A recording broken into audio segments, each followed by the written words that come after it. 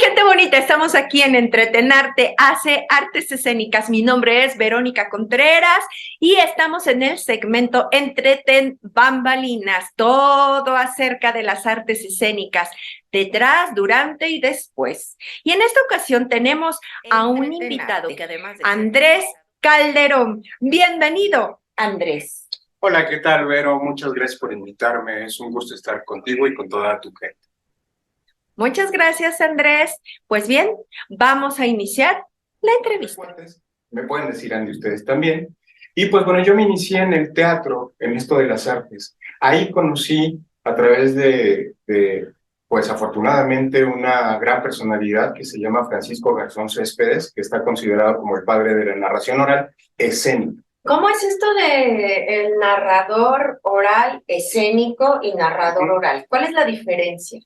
Mira, todos somos narradores, afortunadamente. Desde toda la vida, todos nos narramos la vida, todos contamos nuestras propias historias y las historias ajenas también. Esos son los chismes. Exactamente. Los cuentacuentos también cuentan chismes, también cuentan mentiras y también cuentan cuentos escritos también. Eso ya sería la oralitura, pero bueno, para no revolvernos un poquito, todos somos narradores.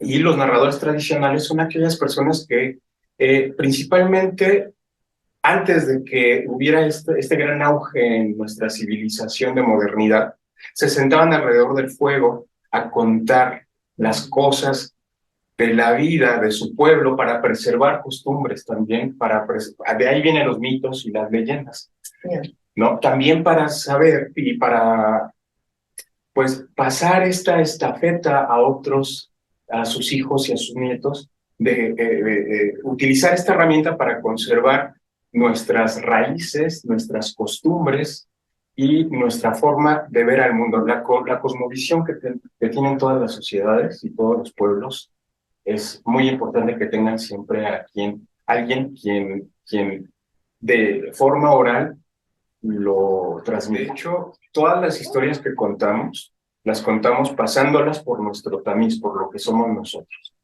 Desde ahí lo vamos a contar. Si una historia me parece interesante, como cuando vamos al cine, cuando vemos una obra de teatro, cuando leemos un libro, lo que más voy a rescatar es lo que más me va a conectar con lo que estoy viendo o leyendo. Y eso es lo que voy a transmitir cuando lo cuento también.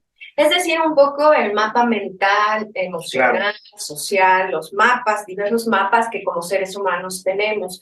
Entonces, tú y yo y los espectadores podemos ver una misma película, pero cada quien va a narrar desde este mapa que ya traemos, ¿no? Y entonces le da su propia interpretación, énfasis a ciertas cosas que le llamó la atención. Exacto.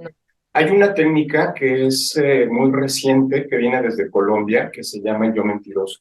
Y precisamente trata sobre narrar cuentos. Tú tomas un cuento que va a ser tu línea o tu esqueleto o escaleta, pero vas a añadir intencionalmente anécdotas propias. Esto, a pesar de que se llama yo mentiroso, es una técnica más o muy verdadera, es decir, porque cuentas con mucha verdad a partir de tus propias experiencias. Creo que aquí se practica mucho en México. ¿Y cómo es que nace esta inquietud tuya por ser cuentacuentos? ¿Y quién fue tu mentor? Así que dices, porque seguramente has tenido como varios maestros, varios procesos, varias técnicas, pero ¿cuál es el que te ha marcado más en esta actividad de cuentacuentos? O contar a otros proviene no solamente de los cuentacuentos, de todas las artes. Las artes narran siempre, las artes cuentan. Una pintura cuenta una historia, una escultura, una obra de teatro. Y ahí estando en el teatro tuve un gran maestro, Federico Lefranc Vigan, que me enseñó a amar este tipo de narración artística. Después coincidí con que tomé, en la escuela donde yo estaba, fue a impartir un curso Francisco Garzón Céspedes, el gran Francisco Garzón Céspedes, que está considerado el padre de la narración oral escénica, porque él toma la narrativa oral tradicional, digamos, pero la sube al escenario, y entonces el narrador oral se convierte en narrador oral escénico cuando está en un escenario y se rige por las leyes de la escena. que es otra cosa también muy bonita y muy padre, ¿no? Que está muy involucrada con el teatro, y del teatro proviene también mucha de la formación del narrador oral, la improvisación teatral, etc. Inicia todo con el narrador oral tradicional, con el viejito que alrededor del fuego contaba las anécdotas, ¿no? Los mitos y las leyendas. Todos los pueblos tienen su propia génesis, su visión de cómo sucedieron las cosas en un principio, y son leyendas preciosas.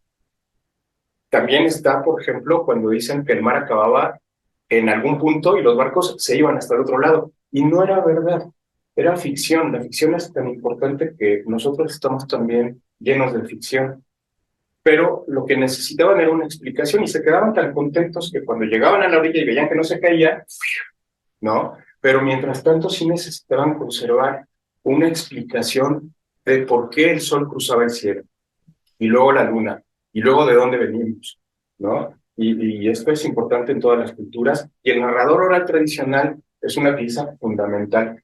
Después, a través del descubrimiento o el desarrollo del teatro también, va modificándose el narrador oral y empiezan a aparecer los primeros narradores, digamos, profesionales. El juglar, que es un narrador de noticias, ¿no? El bubulú en España. ¿El cómo? Bubulú. Bubulúe. Se escribe bubulúe. Me suena a una marca por ahí.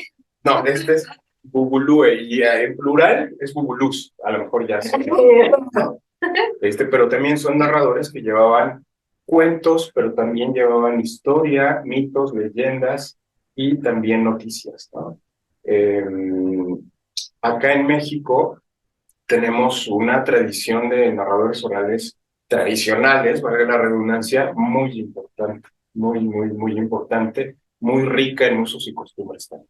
Fíjate que aquí en Xochimilco alguna vez hace tiempo también estaba yo colaborando con una chica que ya no recuerdo bien de qué estábamos ahí trabajando, pero fuimos justamente a hacerle la entrevista a son narradores también, ¿no? Narradores orales. Narradores orales. Sí, que hablan acerca de todo lo que es de Xochimilco, pues mitos, leyendas y cuestiones como del lugar, propias del lugar, ¿no? Crónicas. Crónicas, ándale, era más bien un cronista, pero entonces ahí me surge nuevamente otra vez la duda, o el cronista también es una especie de, no, pues es que sí, es un narrador oral, es un narrador oral, cuentas, ¿no? Pero que se especializa en la crónica, es decir, en los sucesos que a través del tiempo han sucedido en un lugar determinado. Tiene mucho que ver con la historia, pero no está tan desapegado del cuentacuentos o el narrador oral, porque la historia está llena, la historia de un lugar en específico está lleno de mitos, de leyendas, de fabulaciones. Entonces sí está muy ligado, porque cuando él va contando la historia de un lugar y cuando va pasando por la iglesia, regularmente, y a todos nos ha pasado, que nos cuentan el mito de la iglesia, la historia, además de la historia, los mitos que no están comprobados, pero que es algo conocido de todas las personas que habitan en el lugar. Eso es muy interesante. Los narradores orales mexicanos y de todo el mundo, pero si hablamos de los mexicanos, tienen una importancia en la conservación de nuestras costumbres, de nuestra cultura como mexicanos. Y tenemos grandes narradores desde Sonora hasta Mérida. Mérida también es muy rica en narración oral. Y además porque los cuentos nos construyen, nos deconstruyen y nos construyen, como todo el arte. Los cuentos pueden ser un hecho reparador, es decir, hasta terapéutico, no solamente para el narrador, también para quien lo escucha, ¿no? De ahí vienen, por ejemplo, los cuentos de medicina, pero todos los cuentos en realidad son medicina porque son un aprendizaje que si sabemos escuchar, si sabemos contar, nos va a dejar una riqueza impresionante y nos va a reflejar porque también pueden ser un espejo. Y si sabemos mirar el espejo, nos ayuda incluso en nuestra propia reconstrucción y construcción. Porque a través del cuento, obviamente también a través del juego, ellos conocen el mundo y se relacionan con el mundo de mejor manera. pueden sociabilizar de mejor manera también, familiar y afuera de la familia, ¿no? Entonces, sí, la importancia es fundamental en la formación de las personas, como seres humanos. Y aquí voy a hacer un pequeño paréntesis para invitarlos. No se pueden perder el evento de Entretenarte que tenemos el 18 y 19 de marzo, en donde justamente Andrés nos va a contar algún cuento medicina.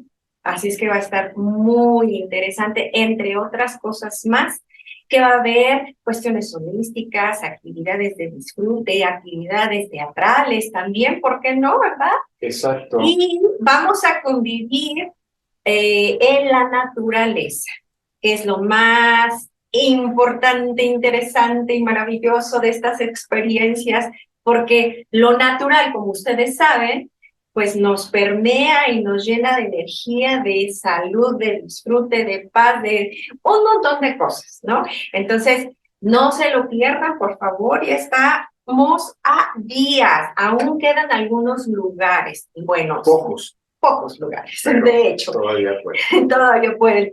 Y cierro este paréntesis para dar continuidad al trabajo del compañero Andrés Calderón. Andrés, pues me parece muy interesante todo esto. Yo quisiera que nos contaras así un pequeño fragmento, no sé si la mitad, una parte o el final, para después que nos dejes ahí interesados y podamos verlo más adelante. Aquí, por supuesto, en Entretenarte, hace artes escénicas, la continuación de un cuento. ¿Cómo ves? Sí, ¿Nos compartes? Con todo gusto. Lo dejo en el escenario para que se explaye. Y yo hago la famosa retirada. Este cuento no es de nadie, pero es de todos, porque no conocemos al autor, es de dominio popular. Si un viejo ha cruzado el paraíso y como señal de que ha cruzado el paraíso, le han puesto una rosa blanca en la mano, y cuando despierta con una rosa blanca en la mano, entonces, ¿qué?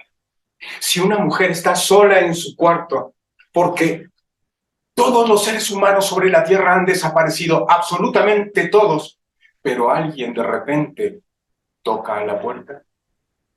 ¿Entonces qué? ¿Entonces qué? ¿Quieren saberlo? ¿Qué Sigan. ¿Qué? ¿Entonces qué? ¿Entonces qué? ¿Entonces qué? Oye, pues ya para terminar esta entrevista, me gustaría que nos contaras cuál es el cuento que más te ha gustado. Más me ha tocado es una leyenda china que se llama El viaje de Chu. Y que a través de esta técnica del yo mentiroso entendí exactamente la parte donde me tocaba, que yo tenía olvidada, y es una parte donde dice que nunca va a olvidar esos ojos porque son los ojos más tristes que ha visto en su vida. Y en esa parte yo me quebraba, hasta que entendí por qué parte de mi vida se veía reflejada ahí y logré manejarlo, ¿no? Por eso también los cuentos son reparadores. Sí, así es, así es. Yo estaba ahorita pensando, sobre todo sobre lo que estabas diciendo, estaba pensando otra cosa. ¡Ah! Ya me acordé que justamente Andrés nos sugirió esta artesanía que tenemos aquí atrás. Es hermosa. ¿Por qué, Andrés? ¿Qué te evoca? ¿Más cuentos, más sueños o de dónde viene o qué? A mí me interesa mucho la conservación de nuestra cultura y de nuestros pueblos originarios. Entonces, a mí me evoca México. Esta es mi visión de México y de nuestras tradiciones. Es parece una pintura, pero no, es un bordado. Son dos bordados en realidad, purépechas.